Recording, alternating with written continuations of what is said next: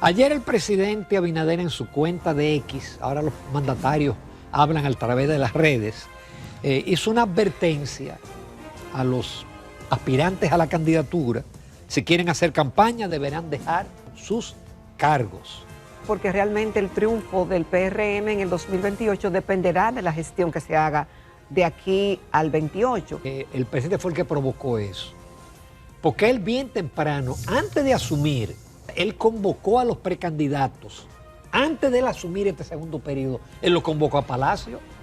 Hay candidatos o precandidatos que sabemos que aspiran por la posición en que están y porque pueden emplear a muchas personas y porque la mayoría de veces... Hola, televidentes, arrancó el Telematutino 11. Como siempre, agradecidos que nos permitan llegar a vuestros hogares por Telesistema Canal 11 o YouTube Telematutino 11 RN y diferentes plataformas, tanto en el país como en el extranjero.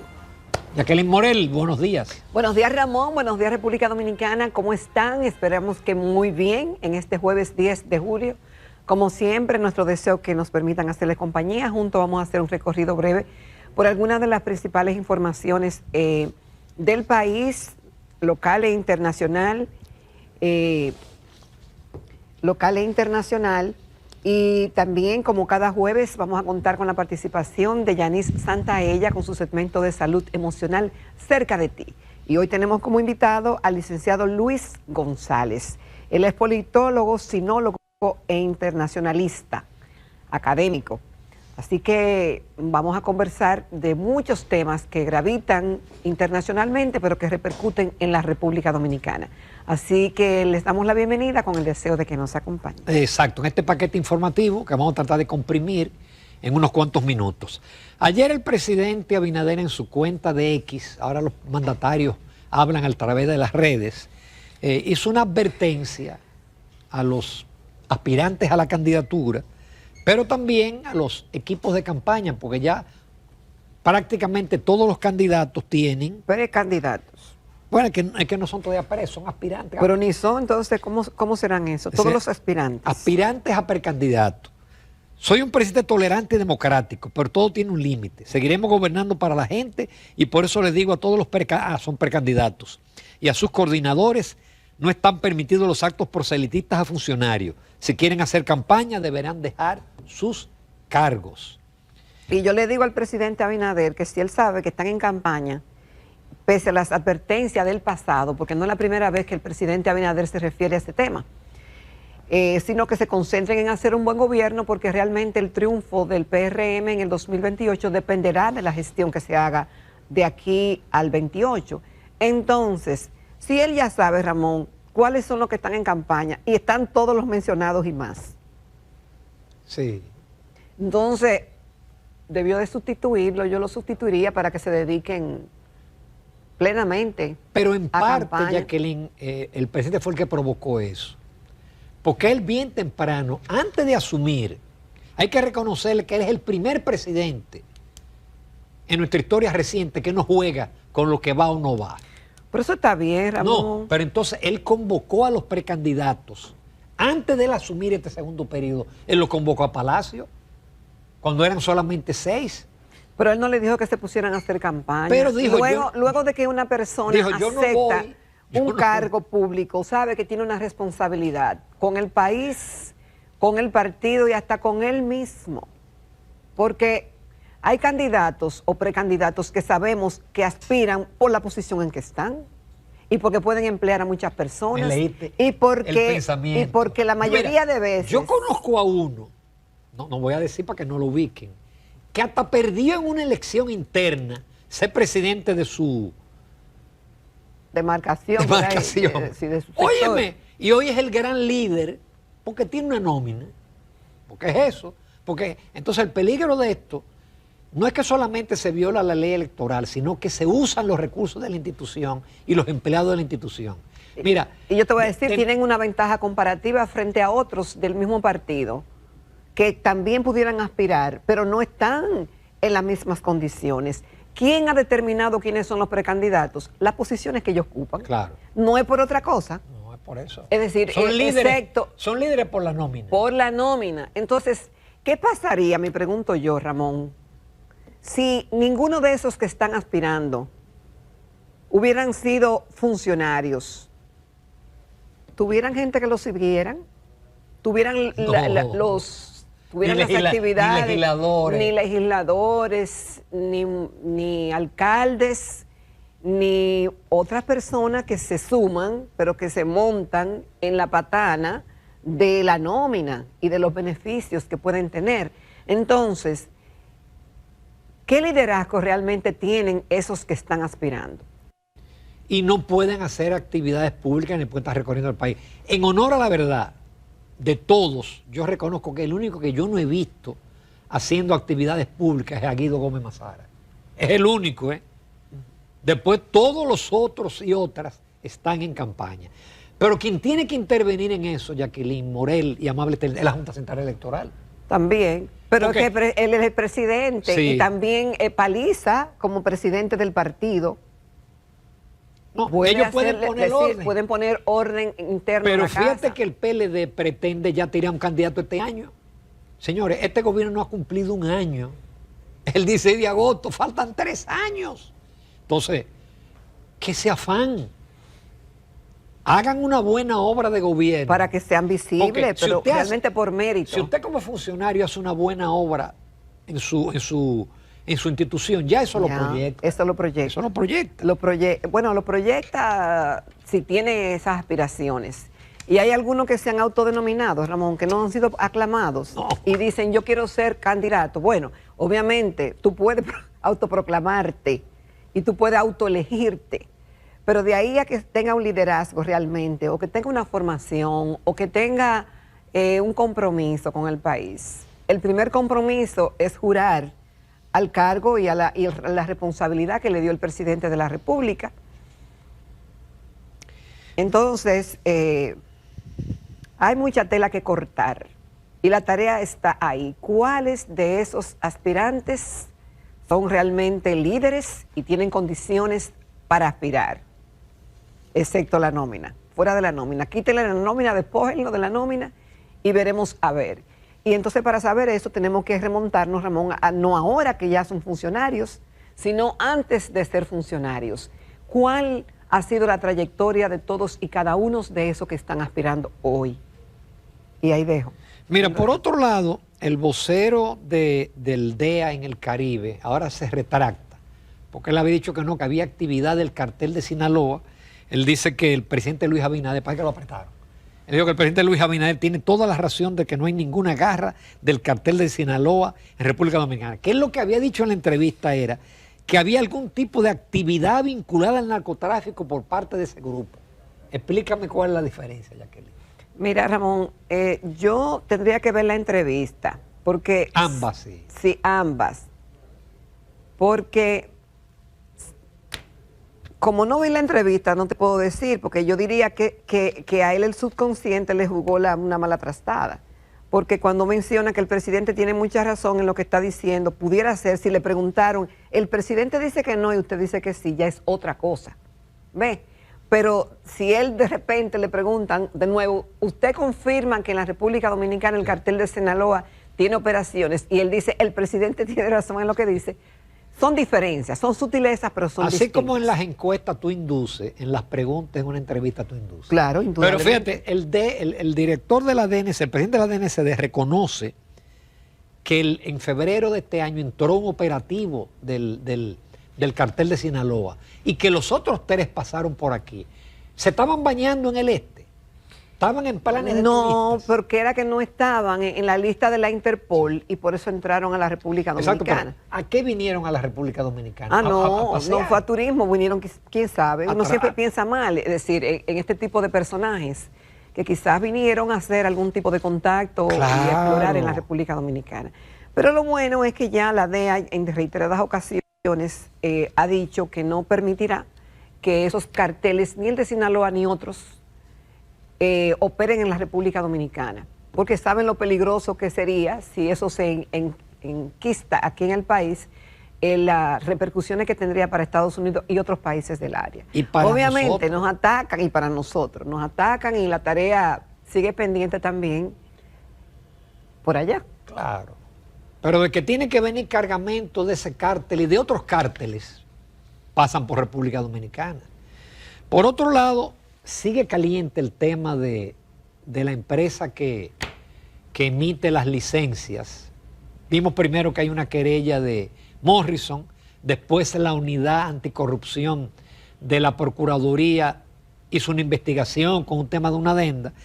Y ayer el director de contrataciones, Carlos Pimentel, declaró que en esa expedición de licencias se ha instalado un entramado de corrupción. No ofreció más detalles y que no se, y eso hay que detenerlo para evitar que se perpetúe. Ramón, yo leí la noticia 3 veces porque no entendía muy bien las declaraciones de Carlos Pimentel. Vamos a ver.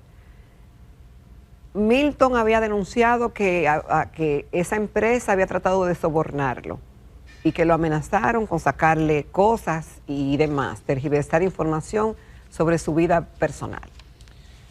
Luego han salido diferentes reacciones y ahora Carlos Pimentel, director de contrataciones públicas, dijo que eso era un entramado de corrupción, pero se refiere, Ramón, a adendas que fueron cuestionadas, que fueron 3. Sí. Pero yo no estoy segura si esas adendas pasaron, porque en la información que leímos ayer, como que se habían evidenciado, pero la prensa no consolidaba la información si esas adendas se hicieron o no, o si se llamó la atención porque se hicieron mal y realmente se hicieron. Entonces, De Color lo que dice ahora es que pidió que no se hiciera la licitación en estos momentos porque le adeudan 700 millones de pesos y no le han pagado, entonces tienen miedo de que si se hace una licitación y ellos van y no resultan, no le paguen. Porque ellos dicen Carlos además Pimentel que Morrison ya tiene una empresa preferida. Dicen que tiene una empresa preferida, dice, Midas, y que... El Rey Midas. Y buen nombre que tiene, Midas sí. Dominicana, y que entonces ese es el punto. Yo supongo que Carlos Pimentel dará más informaciones en el día de hoy. Porque una adenda no es un entramado de corrupción. Una adenda, un contrato, un entramado de corrupción es una cosa muy grande. No, pero el tema es que también, yo te voy a decir una cosa, si De Color sabe que le deben 700 millones de pesos y que no le han pagado, ellos saben que también prolongar ese contrato va a traer problemas. Y además, ¿cómo tú quieres seguir teniendo negocio con alguien que no te paga, Ramón? Sí. Porque obviamente que esa deuda va a crecer. No, y si el Intran prolonga, ahí es que de verdad le va a caer arriba a la Contraloría. No, el contrato se venció. Se venció. Tú tienes que hacer una licitación y que participe la compañía. Se supone que va a ganar. Si quiere participar. Si quiere participar, pero se supone que ellos llevan ventaja porque tienen el expertise. Pero bueno, de cualquier manera... Bueno, pero hay otros también que tienen el expertise, Ramón, y que también están en condiciones, porque si fuera así, entonces los que tienen los contratos, porque ya lo han hecho anteriormente, habrá que dejarlos, y no es así. Lo que sí tiene que ser esto lo más transparente posible, para que no haya dudas. Y ya el expediente, o todos los expedientes, están en manos del Ministerio Público, que tendrá la última palabra si tramita eso como un caso penal, ante los tribunales que correspondan. Esperemos a ver. Por otro lado, el presidente ayer inauguró una línea de transmisión sumamente importante. Ay, sí. Entre Montecristi y Santiago. Qué bueno que antes de que estén las plantas de Montecristi ya esté la línea de transmisión. Ahora bien, pero el presidente dice que eso es un hito porque es el proyecto más importante de transmisión eléctrica que hemos tenido. El presidente y este gobierno sufren de eso, de que las cosas que ellos hacen no se habían hecho antes. O de que lo primero... No. ¿Y cuál es el hito antes de ese, Ramón? El hito es la línea de transmisión Santo Domingo-Santiago, que fue hecha en el gobierno de Leonel Fernández, fue licitada en el gobierno de Hipólito Mejía.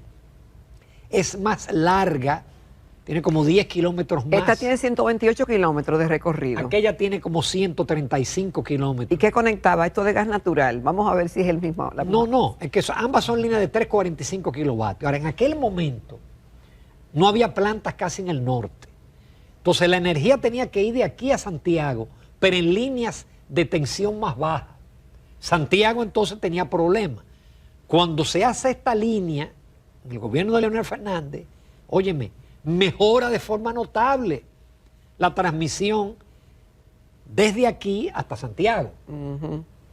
Es más, yo no voy a abundar, pero hay hasta un estudio de la madre maestra, porque hoy en día con la inteligencia artificial uno encuentra todo y se habla de todo el plan de expansión y de todas las líneas que se hicieron durante ese periodo. Pero como quiere, hay que felicitar al presidente porque vamos a tener plantas en el norte. Eso hace falta. Y eso hace falta. No, eso hace menos vulnerable al sistema porque todas las plantas están en el sur, con el tema de los huracanes.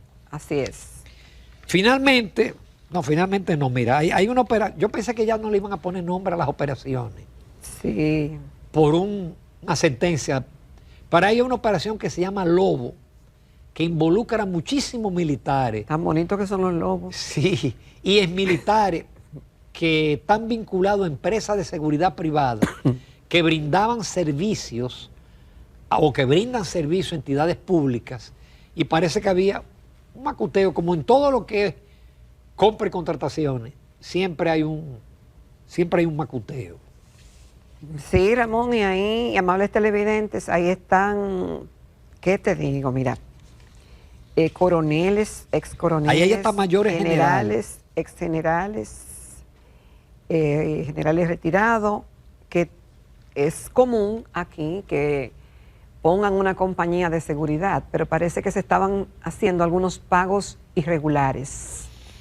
Y bueno, esto tienen que investigarlo, Ramón, y el escándalo que hay ahora con los contratos de INAVIE, yo estoy sorprendida, no lo teníamos ahí. Esto es un amigo de nosotros. Sí, pero escandalosamente algunos contratos revisados, la crónica es larguísima, de compra de uniformes. No se ha dicho cuánto es el monto involucrado hasta ahora, pero se supone que por el gran volumen de compras que ese rubro significa para el Ministerio de Educación, se trata de algo grande. Yo espero que hayan hecho las investigaciones del lugar correspondientes y que digan que realmente hubo pasó ahí? Corrupción, porque el tema es que si faltan documentos y demás, o que el proceso no se hizo como se debía hacer, esas son irregularidades. Pero de ahí, y quizá hay omisiones, eso ocurre en todas las auditorías, pero habrá que ver la profundidad, el calado que tienen esas denuncias, Ramón. O que tienen esa denuncia, no, que tienen esa investigación. ¿Tú sabes que lo importante que porque no fue por denuncia, por sino lo por menos una investigación. ahora se investiga y se conocen los casos. Lo que uno no sabe es si van a parar a la justicia, pero por lo menos se conoce. En el caso este de las cuestiones privadas, yo no entiendo. En un país donde hay tanto policía, marino, guardia, una institución pública tiene que contratar un servicio privado. Cuando puede pedir, mira, mándame 10 policías, de esos que no están haciendo nada y que están en el cuartel, o de los que están sirviendo al sector privado, pienso yo. Así es. Y se van a ahorrar un dinero y se le va a pagar un dinerito adicional a ese militar o a ese policía. Finalmente quiero invitar mi artículo de esta semana, que ¿sabes que el presidente dijo que iba a duplicar, o a la meta de duplicar el PIB? En el 2036. En el 2036, y eso no es tan fácil, eso hay que hacer alguna serie de reformas estructurales. Ha ocurrido en otros momentos, de nuevo van a decir que yo soy leonelista. Bueno, en el gobierno de Leonel Fernández se multiplicó por 2.6 entre el 2004 y el 2012 el PIB. Pero tú también en tu artículo, Ramón, habla de reformas estructurales que se hicieron en el 92. El gobierno de Leonel. Pero en el gobierno de Balaguer también. También. Y hasta mencionaste de Jorge Blanco. Y hasta el gobierno de Jorge Blanco, que nunca se le ha reconocido las reformas que él hizo. Entonces, ahora hay que hacer una serie de reformas. Ramón, lo que tú dices es que si no se hacen estas reformas, olvidémonos de ese compromiso. No, porque entonces no hay con qué invertir. Es decir, Leonel Fernández invertía el 5.8% del PIB en gasto de capital. Y Danilo Medina también, por eso el PLD hizo tantas obras. Ahora están haciendo el 2.2% del PIB. Entonces, tú tienes que invertir mucho para además, no es con turismo, zona franca. Es decir, con eso no da, obviamente, no da. Por lo menos para esa meta, para el 2036. Yo leí el artículo, es muy buen artículo, porque hace un background para que sustenta tu tesis ahí y cómo hay que hacerlo. Bueno, parece que estamos pendientes de Yanis Santaella. Cuando uno depende del internet, a veces hay problemas. Nos vamos a comerciales, entonces no se pierdan la entrevista con Luis González, que es un experto en temas internacionales. Y hoy en día hay que estar muy atento a lo que está pasando, especialmente con Donald Trump fuera del patio y los Estados Unidos. Exactamente.